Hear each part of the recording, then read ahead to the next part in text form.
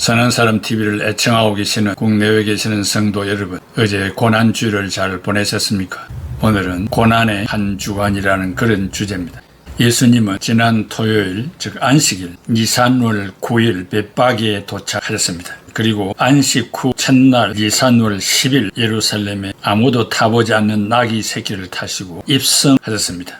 마가복음 11장 2절에 아무도 타보지 않은 나귀 새끼가 매여 있는 것을 보리니, 즉 한 마리로 되어 있으나 마태복음 21장 7절에는 나귀와 나귀 새끼, 즉 두 마리로 기록되어 있습니다. 스가랴 9장 9절에는 나귀와 어린 나귀 새끼를 동격으로 말하지 않고 두 마리로 말하고 있다는 사실입니다. 특별히 스가랴 9장 9절에 예수님이 나귀를 타고 입성하시는 예수님을 겸손하여, 즉 히브리말로 아니, 영어 lowly로만 부각시켜 할 수 없이 나귀를 타고 오신 것으로 묘사하고 있으나, 진정으로 예수님은 의로우시며 승리하시는 임금이시라는 어구를 생략하고 있다는 사실을 잊어서는 안 됩니다.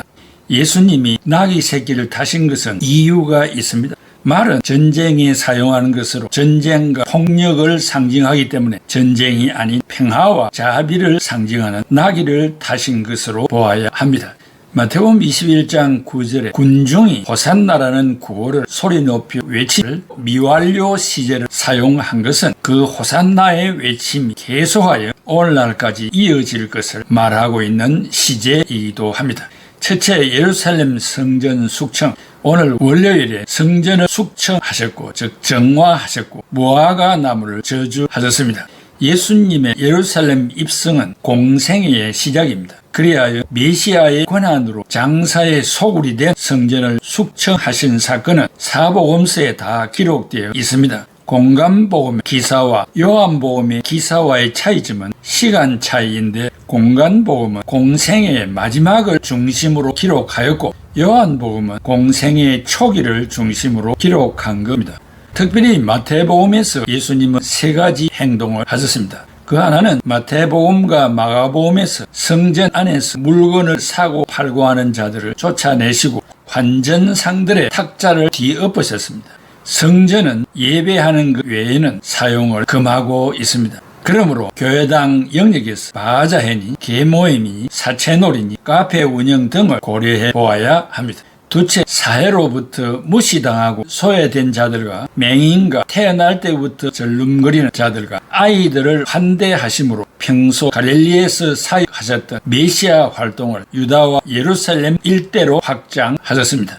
현대교회에서 육체적인 장애와 배우지 못한 일과 가지지 못한 것 때문에 소외되고 교회 내 적극적인 일에 동참할 수 없다면 다시 생각해 보아야 합니다.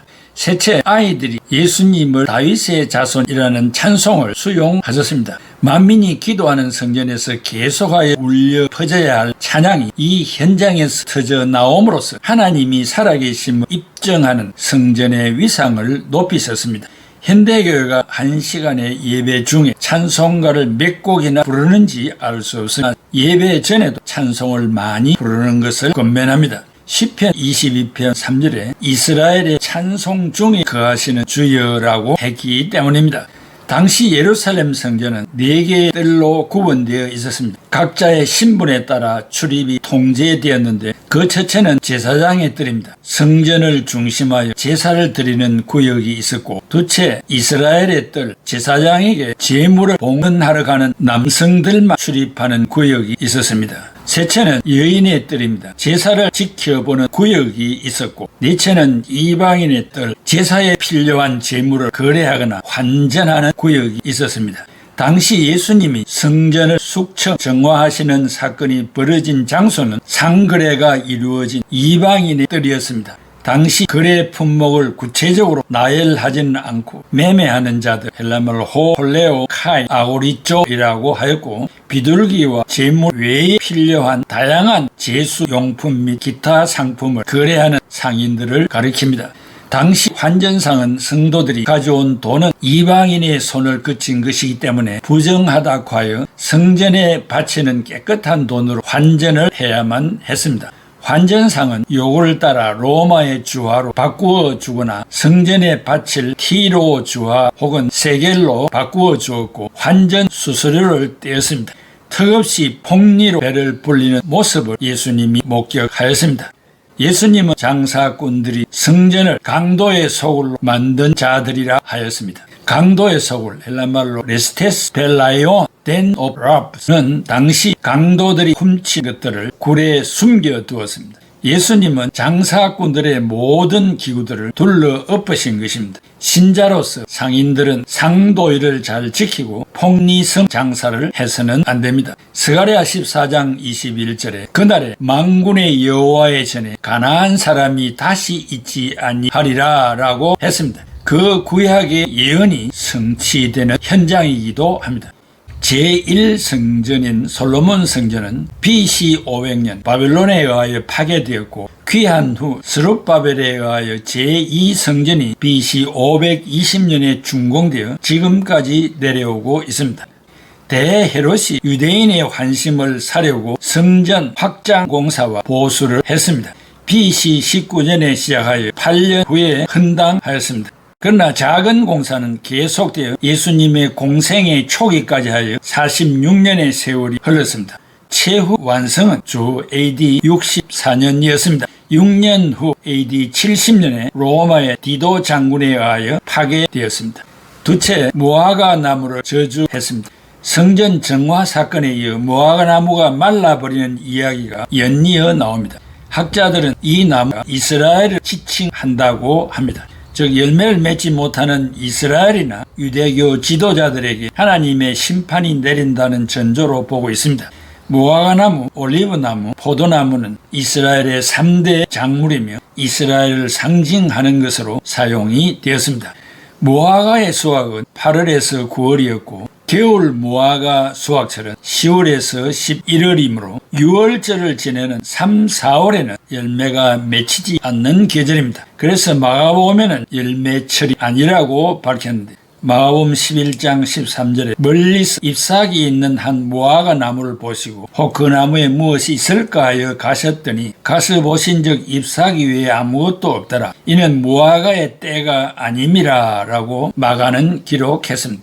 마태는 시간을 언급하지 않았고 무성한 잎사귀의 열매가 맺히지 아니했다는 사실만을 강조하고 있습니다.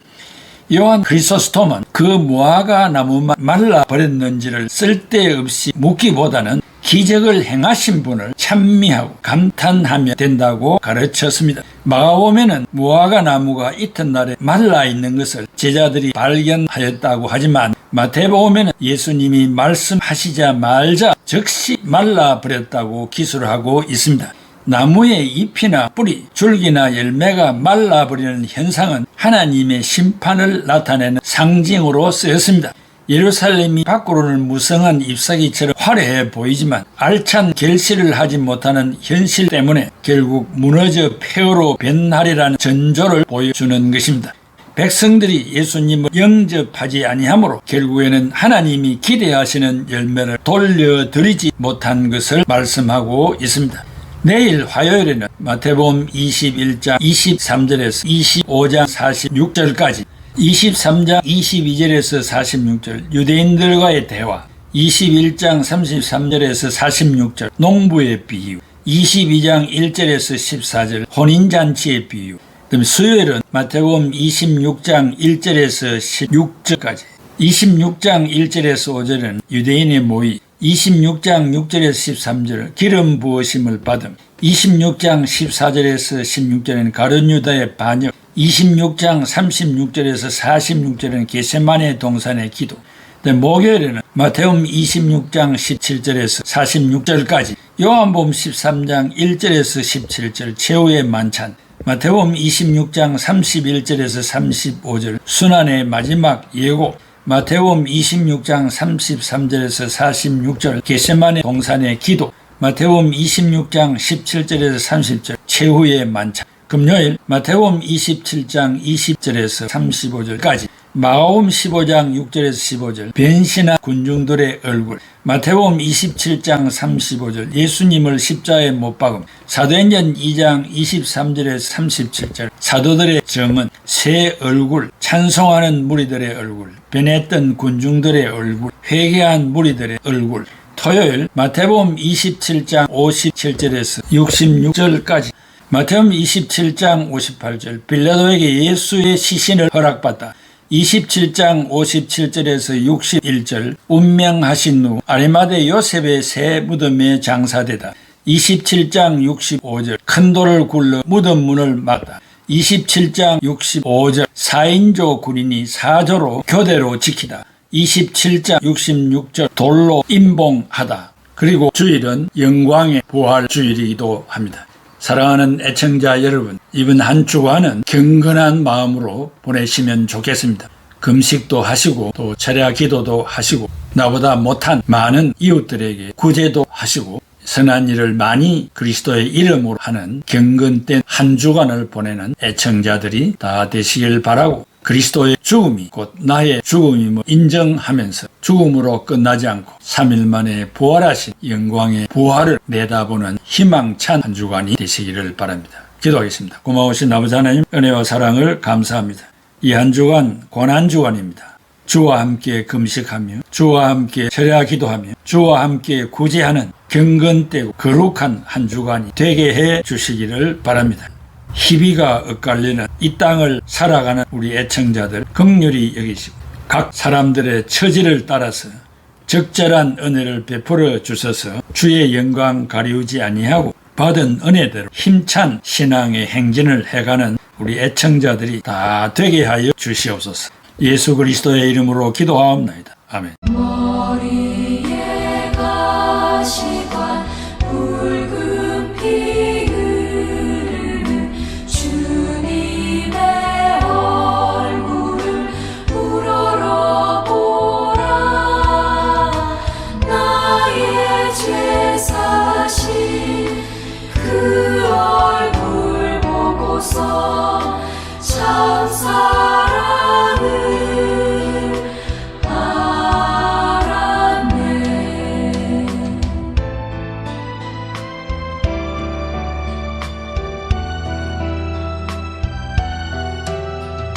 새치에 상하고 쇠못에 박히신 주님의 그 상처 우러러보라.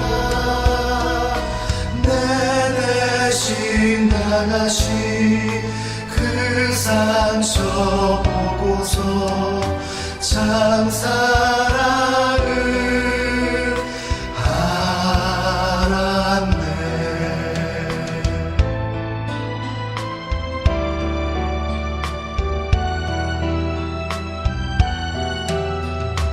골고다 언덕에 주께서